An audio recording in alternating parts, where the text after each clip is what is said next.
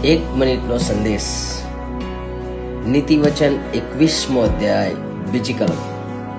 માણસનો દરેક માર્ગ તેની પોતાની નજરમાં તો પાધરો દેખાય છે, પણ યહોવા અંતકરણની તુલના કરે છે.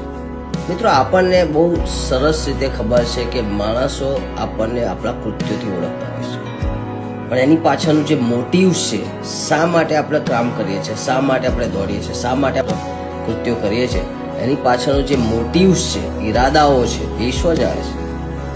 શું મારા હૃદયમાં કોઈ ભૂંડી ઈચ્છા, અભિમાન કે કોઈ પાપ તો વધી રહ્યું નથી ને?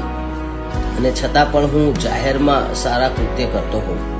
અને એટલા માટે ઈશ્વર આપણા હૃદયને ઈચ્છે છે. ત્યારે મારે ઈશ્વરને ખુશ કરવા હોય તો મારે મારા ઈરાદાઓને શુદ્ધ કરવા પડશે. કારણ કે